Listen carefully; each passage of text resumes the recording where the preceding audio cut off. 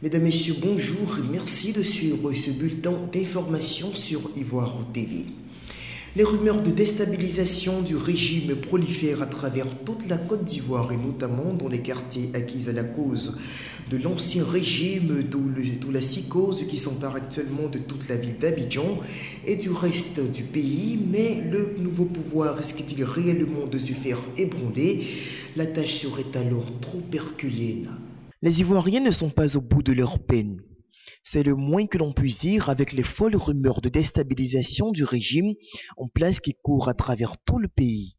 En effet, depuis quelque temps, le quotidien des populations est constamment assailli par toutes sortes d'informations selon lesquelles des bandes armées proches de l'ancien régime effectueraient bientôt un retour en force.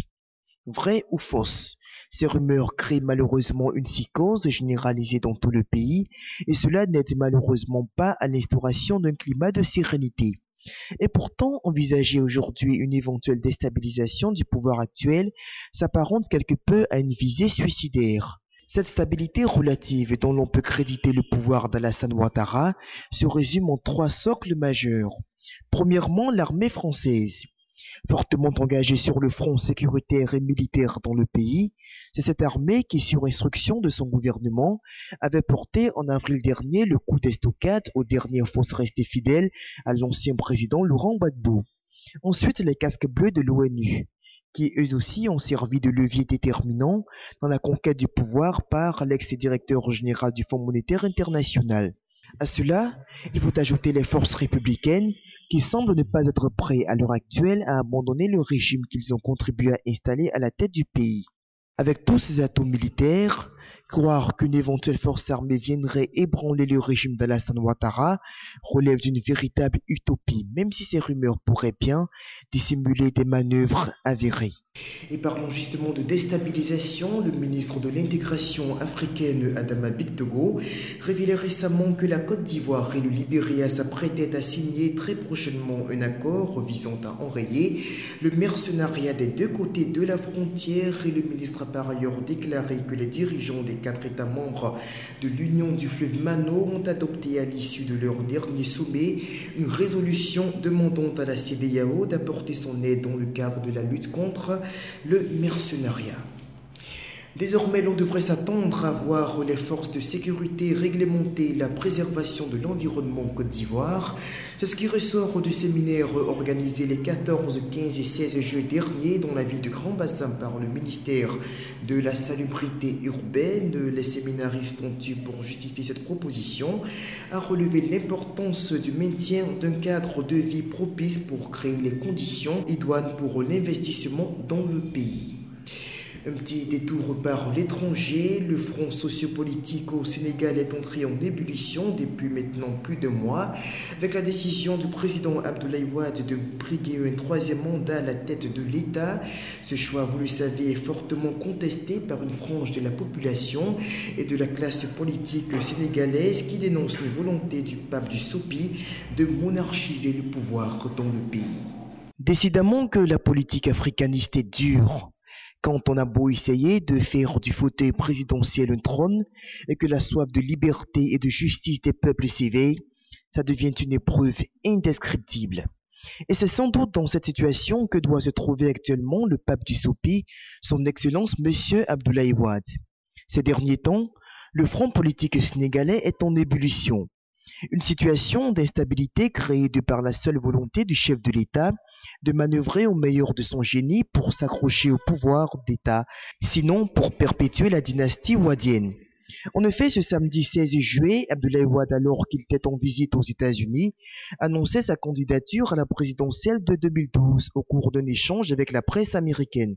Alors que le peuple sénégalais et l'ensemble de la communauté internationale s'attendaient à un réflexe démocratique du chantre du droit à la souveraineté des peuples, quelle ne fut pas grande la surprise d'entendre Maître Wade dévoiler son intention de briguer un autre mandat à la tête de l'État sénégalais, le troisième du genre. Et pourtant, cet avocat de métier, brillant intellectuel et père de la démocratie dans son pays, est confronté depuis plus d'un mois à de violentes manifestations de la masse populaire qui ne cesse de lui lancer à la figure qu'elle veut changer de rythme. Installé au pouvoir depuis l'an 2000, Maître Wade n'a eu de cesse d'être confronté au fil du temps à une opposition virulente qui ne se fait pas prier pour dénoncer les dérives du régime. Et en parlant de dérives, Dieu seul sait qu'il y en a eu sous l'ère du Sopi. Le scandale des chantiers de Thiès, l'affaire Alex Segura, les trop grandes largesses du chef de l'État vis-à-vis de ses opposants. Bref, tous ces scandales font partie du fameux tableau de changement que l'opposant historique d'alors promettait au vaillant peuple du Sénégal. Mais s'il y a un scandale que l'on n'a pas cité et qui fait cependant honte non seulement au Sénégal et même à toute l'Afrique, c'est celui de l'entrée du prince Karim dans le gouvernement en mai 2011. Comment comprendre en effet que le fils du chef de l'État, fût-il un homme de qualité, pouvant servir son pays à l'instar de tant d'autres Sénégalais, se voit attribuer jusqu'à 4 portefeuilles ministériels? À lui tout seul, M. Karim Wade était placé à la tête des ministères de la coopération internationale, de l'aménagement du territoire, des transports aériens et des infrastructures, et dire que tous ces ministères sont des ministères d'État. Là-dessus, le problème ne vient certes pas du fait que Karim Wade entre au gouvernement, puisque comme l'argue son géniteur, il en a les compétences, mais de là à occuper toutes ces fonctions, cela ressemble plutôt à une sorte d'injure vis-à-vis de l'intelligentsia sénégalaise. Si Karim Wade est le seul à pouvoir exercer efficacement dans ces 4 domaines de la vie publique nationale, il y a donc fort à craindre pour un pays dont les mérites intellectuels ont toujours été reconnus de tous. Mais loin d'en être satisfaits, les Wade vont aller jusqu'à envisager la succession du fils à son père, sur le trône familial qui ne saurait échapper à la caste des meilleurs.